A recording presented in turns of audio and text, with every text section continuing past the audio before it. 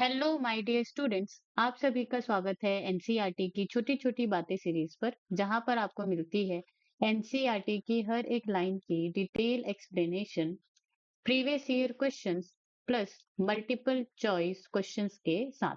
जी हाँ, अगर आप क्लास 11th में हैं, 12th में हैं या आप एक ड्रॉपर स्टूडेंट हैं जो नीट एग्जाम की प्रिपरेशन कर रहे हैं, तो आप बिल्कुल सही जगह पर आए हैं। जी हाँ, मैं हूँ सरला साहू और आप देख रहे हैं gate science Sarla YouTube channel. तो चलिए शुरू करते हैं हमारा आज का लेक्चर। आज हम पढ़ने जा रहे हैं class 11 biology chapter 13 plant growth and development, और आज हम पढ़ेंगे differentiation, dedifferentiation and re differentiation. Okay, so that is the most important topic of this chapter. चलो, तो लेक्चर शुरू करने से पहले ध्यान देने वाली बातें। आपके पास आपकी एनसीईआरटी होनी चाहिए, प्लस आपके पास पेन एंड कॉपी होनी चाहिए ताकि आप इंपॉर्टेंट पॉइंट्स को हाईलाइट कर सके, मार्क कर सके। सेकंड, अगर आपको ये वीडियो स्लो लग रही होगी तो आप इसको 1.25x स्पीड में इंक्रीज करके देख सकते हैं। चलो, आगे बढ़ते हैं। Differentiation, dedifferentiation and re differentiation. Now, these cells derived from root apical and shoot apical meristem and cambium differentiate and mature to perform a specific function. This act leading to the maturation is termed as differentiation. तो differentiation का जो मतलब होता है, इसको आप साफ साफ ले लो किससे? मैच्योरेशन से, मैच्योर होना। ठीक है, तो हमारे पास हमने क्या पढ़ा था, क्या होता है?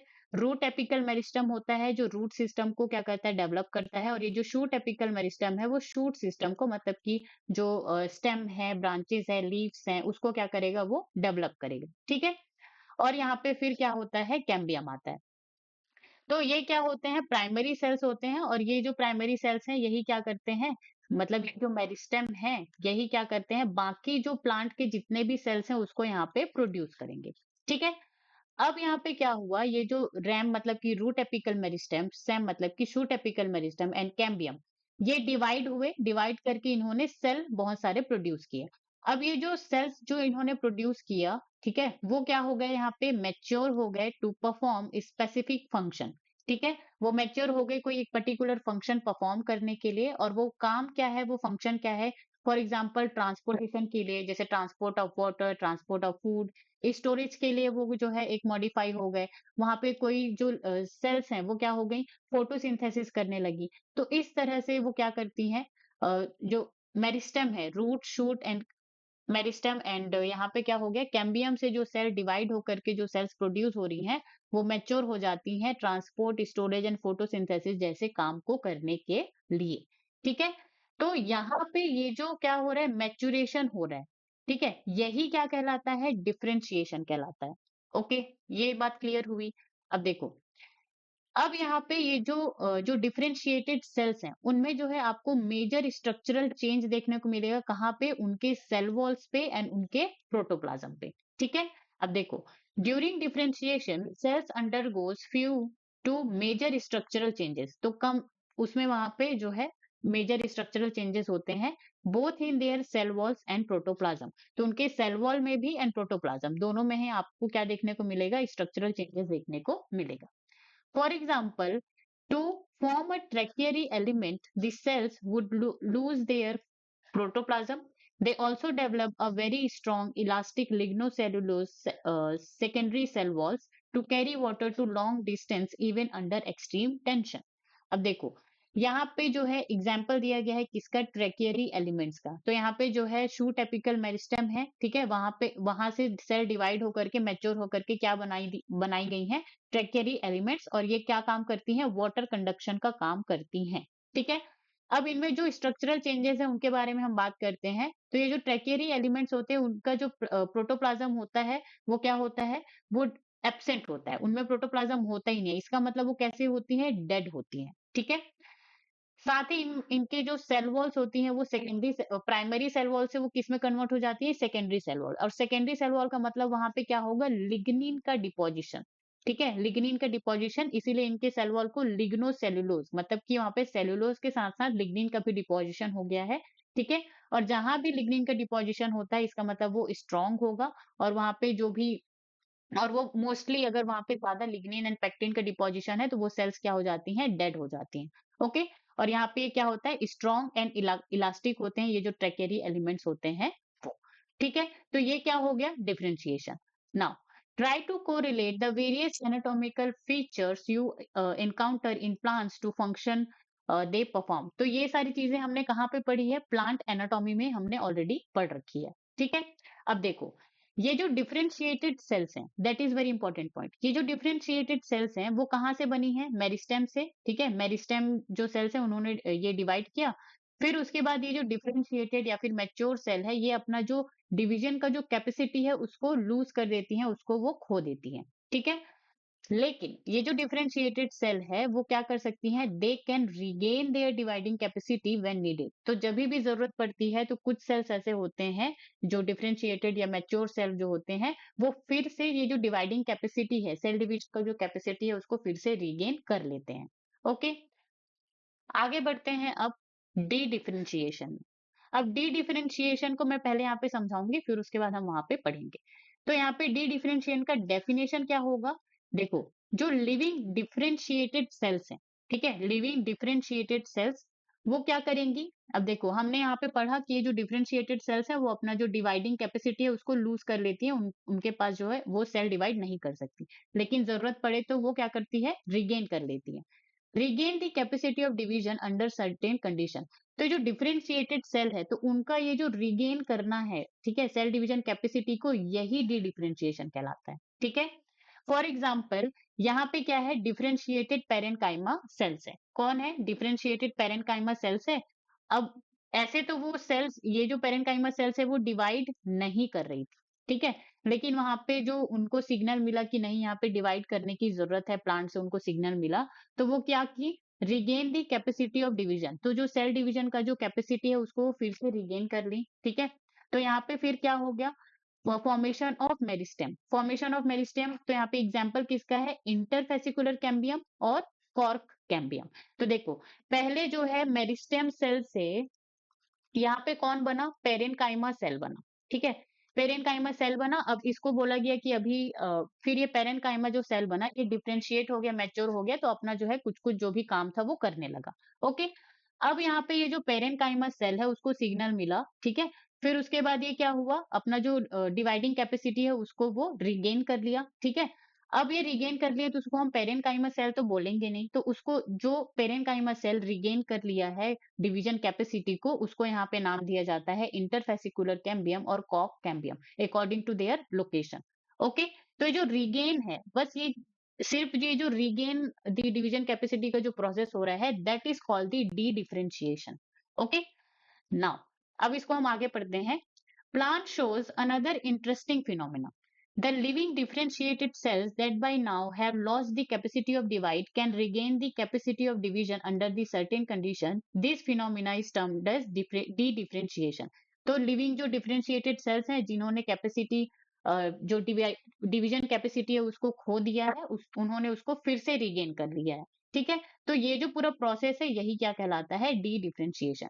For example formation of meristem, जैसे कि इंटरफेसिकुलर कैम्बियम एंड कॉक cambium from fully differentiated parenchyma cells. ठीक है, तो ये जो लाइन है कि ये जो इंटरफेसिकुलर कैम्बियम है जो कि पेरेन्काइमा सेल से बनता है वो प्रोसेस क्या है, ठीक है, तो वो क्या है, डी डिफरेंशिएशन। तो ये आपको 2024 नीट 2024 में ये क्वेश्चन जो है पूछा गया है। ओके, नाउ अब हम यहाँ पे पढ़ते हैं रीडिफरेंशिएशन के बारे में। तो रीडिफरेंशिएशन क्या होता है, अब देखो ये डी डिफरेंशिएटेड सेल्स हैं, इसका मतलब इनमें क्या है, डिवाइडिंग कैपेसिटी है, तो ये यहाँ पे सेल डिवीजन कर सकते हैं। ठीक है, तो ये डी डिफरेंशिएटेड सेल क्या करती हैं, जैसे कि फॉर एग्जांपल इंटरफेसिकुलर कैम्बियम और कॉक कैम्बियम, यहाँ पे क्या करती हैं, डिवाइड करती हैं और बहुत सारे सेल्स को प्रोड्यूस करती हैं। ओके, अब यहाँ पे क्या होता है, यहाँ पे जो भी सेल जो प्रोड्यूस हुए हैं ये फिर से क्या करते हैं, मैच्योर हो जाते हैं to perform specific function.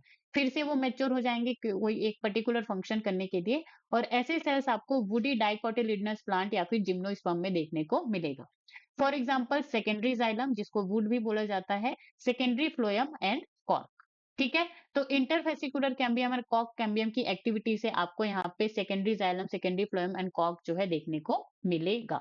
Okay, now यहाँ पे पढ़ते हैं While doing so, such meristem tissue are able to divide and produce cells that once again lose the capacity to divide but mature to perform specific function.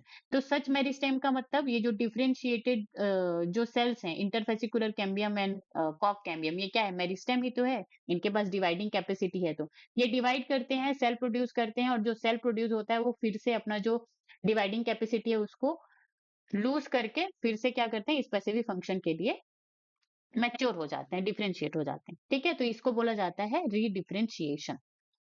Okay, list some of the tissues in a woody dicotyledonous plant that are the products of the redifferentiation. तो यहाँ पे जो है secondary xylem, secondary फॉलम, यहाँ पे मैंने example लिख दिया है।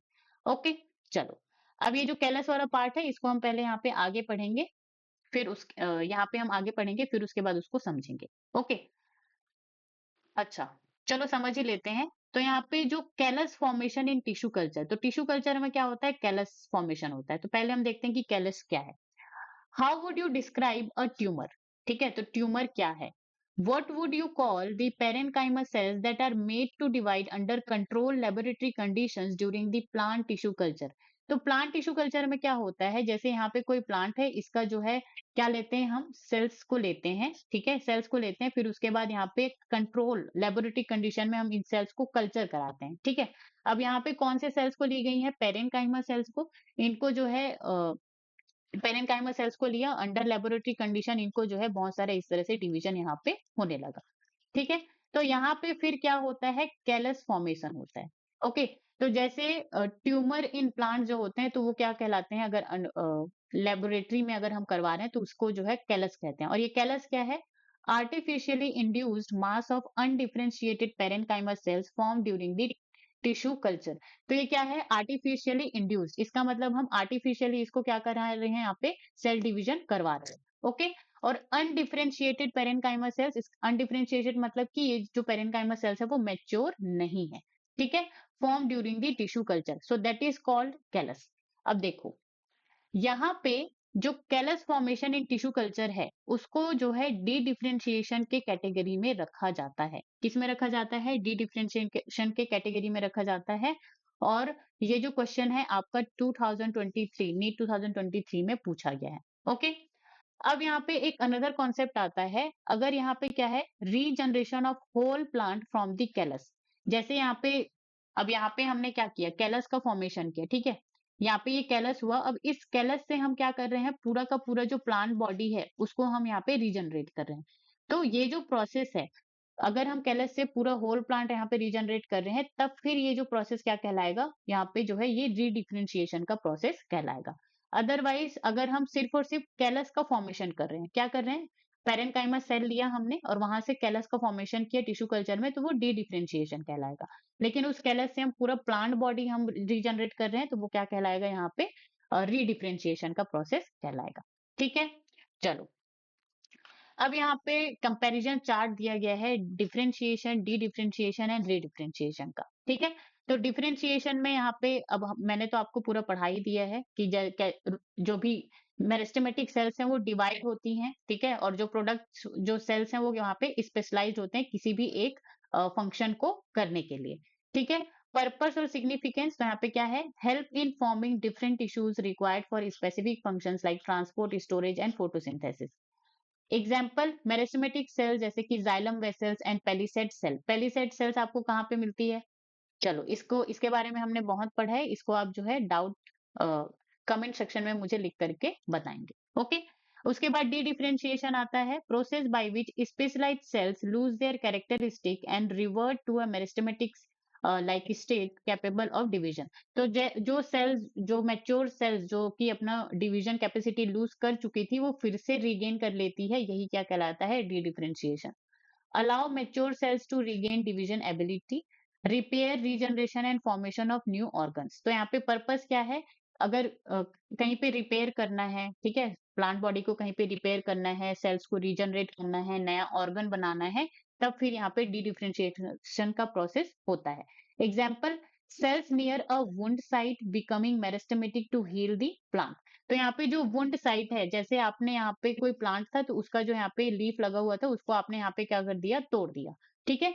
तो वहां की जो सेल्स हैं, जो मैच्योर सेल्स हैं, वो फिर से वहां पे जो है अपना जो डिवीजन कैपेसिटी है उसको रिगेन करके वो फिर से जो ऑर्गन, जैसे आपने लीफ तोड़ा था तो वो लीफ को वो फिर से वहां पे बनाएंगी।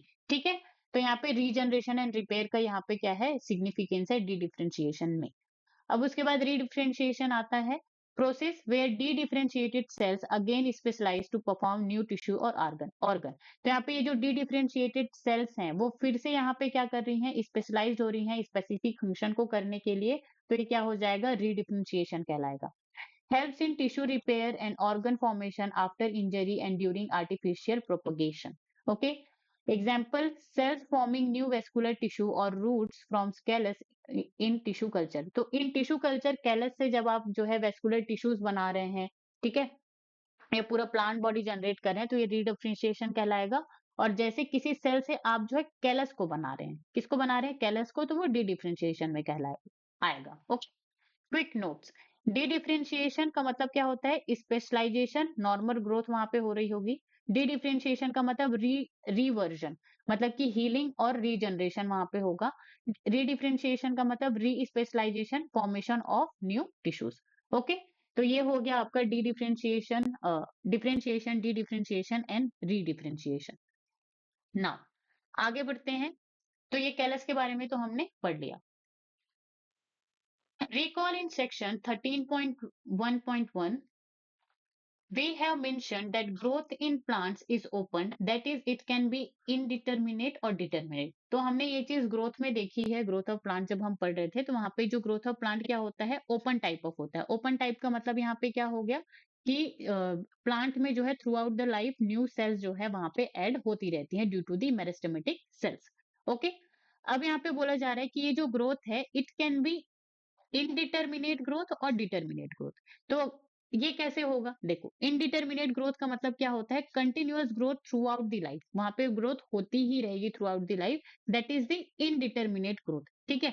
तो ये आपको कहाँ पे देखने को मिलेगा, root and shoot tip of the plant. तो रूट एंड शूट का जो टिप होता है जो लेंथ में जो है बढ़ता जाता है, दैट इज इनडिटर्मिनेट ग्रोथ। अब यहाँ पे डिटर्मिनेट ग्रोथ आता है, और ये जो डिटरमिनेट मतलब कि यहाँ पे फाइनाइट ग्रोथ, एक निश्चित समय के लिए यहाँ पे ग्रोथ होगा। ऑर्गन और organism reaches a specific size and then stop growing.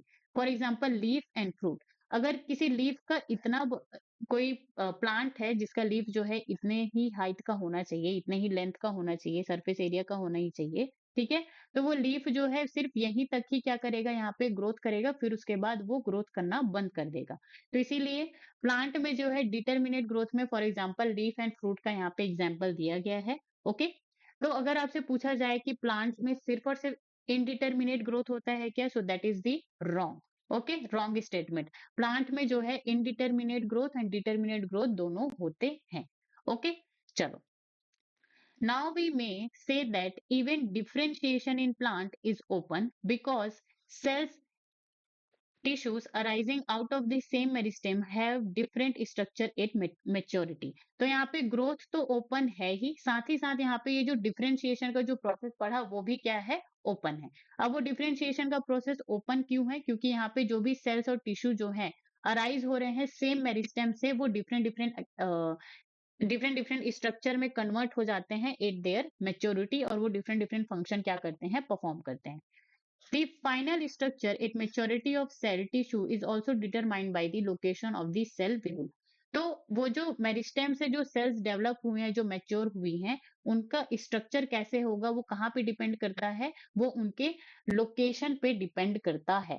For example, cells positioned away from root apical meristem differentiated as root cap cells, while those pushed to the periphery mature as the epidermis। अच्छा, अब इस example को हम समझते हैं।